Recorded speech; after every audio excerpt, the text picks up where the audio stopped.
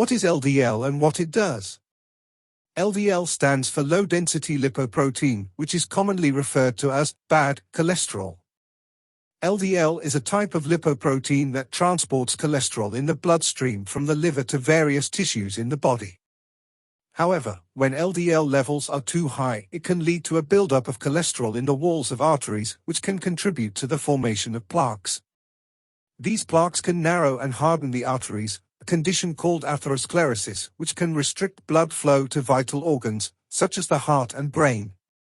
The harm caused by LDL is primarily due to its role in the development of atherosclerosis, which can lead to several health problems, including cardiovascular disease. High levels of LDL cholesterol are a major risk factor for cardiovascular disease, including heart attacks, strokes, and peripheral artery disease. Hypertension. LDL cholesterol can contribute to the development of hypertension, or high blood pressure, by causing damage to the walls of arteries and narrowing blood vessels, which can increase resistance to blood flow. Coronary artery disease. LDL cholesterol buildup in the coronary arteries, which supply blood to the heart muscle, can result in coronary artery disease, a condition that can cause chest pain, heart attacks, and heart failure.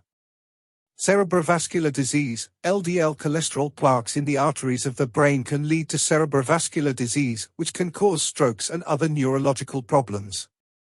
Peripheral artery disease. LDL cholesterol buildup in the arteries of the legs and arms can result in peripheral artery disease, which can cause pain, weakness, and other symptoms.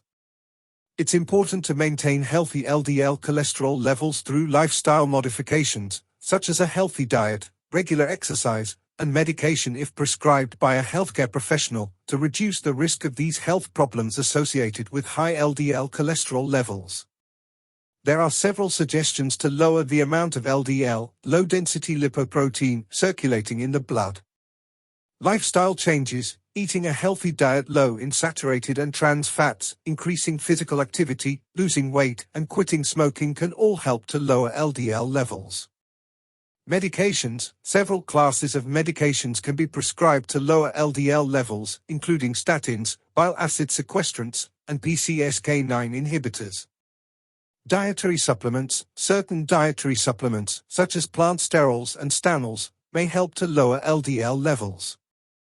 Medical procedures. In some cases, medical procedures such as LDL apheresis, a process that removes LDL from the blood, or angioplasty, a procedure to open blocked blood vessels, may be recommended to lower LDL levels.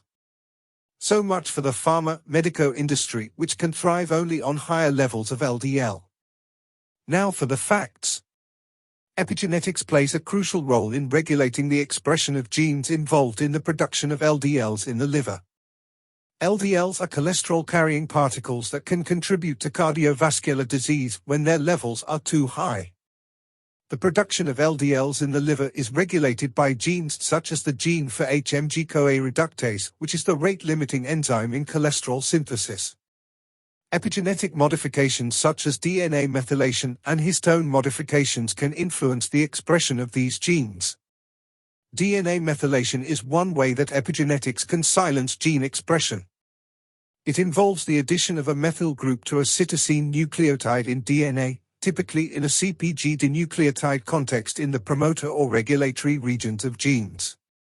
Methylation of these regions can prevent the binding of transcription factors and other regulatory proteins to the DNA, inhibiting gene transcription.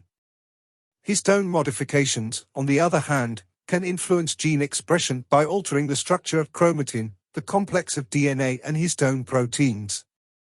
For example, histone acetylation adds an acetyl group to the histone protein, which can loosen the structure of chromatin and make it more accessible to transcription factors and other regulatory proteins. In contrast, histone decetylation removes acetyl groups from histones, leading to a more compact and inaccessible chromatin structure that can prevent gene transcription.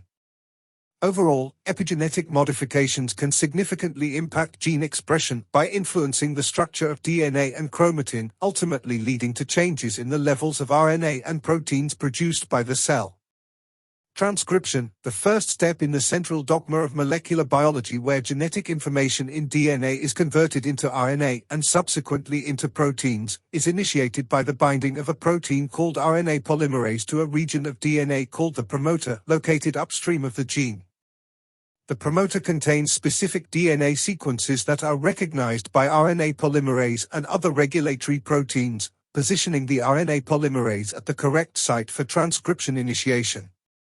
Once RNA polymerase is bound to the promoter, it moves along the DNA strand, unwinding the double helix and using one of the strands as a template for RNA synthesis.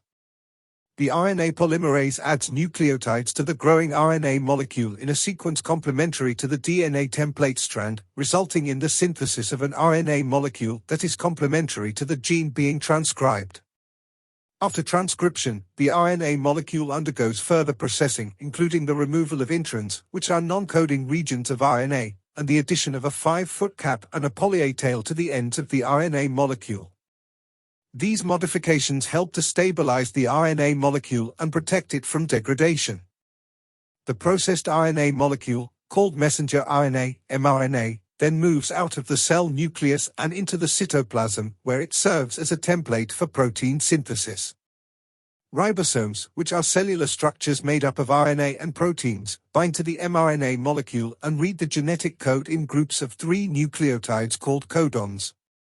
Each codon specifies a particular amino acid, which is then added to the growing protein chain. Epigenetic modifications can affect the transcription process by influencing the binding of RNA polymerase and other regulatory proteins to the DNA promoter region.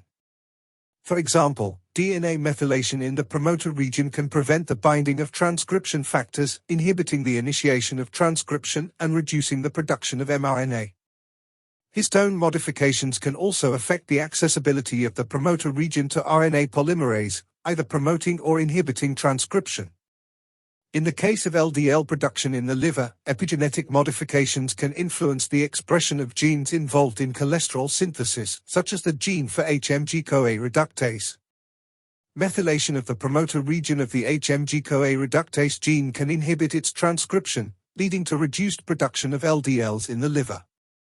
Similarly, histone modifications can affect the chromatin structure around the HMG-CoA reductase gene, influencing its accessibility to transcription factors and other regulatory proteins. In conclusion, epigenetic modifications play a crucial role in regulating gene expression, including genes involved in LDL production. DNA methylation and histone modifications can affect the accessibility of DNA to transcription factors and RNA polymerase, ultimately influencing the production of mRNA and proteins, including LDLs. Understanding the role of epigenetics in LDL production and cholesterol metabolism may provide insights into potential therapeutic targets for managing LDL levels and reducing the risk of cardiovascular disease. Overall, gene expression modulation can be a promising approach for lowering the amount of LDL circulating in the blood. We sincerely hope one day the present-time remedies will be forgotten as jokes.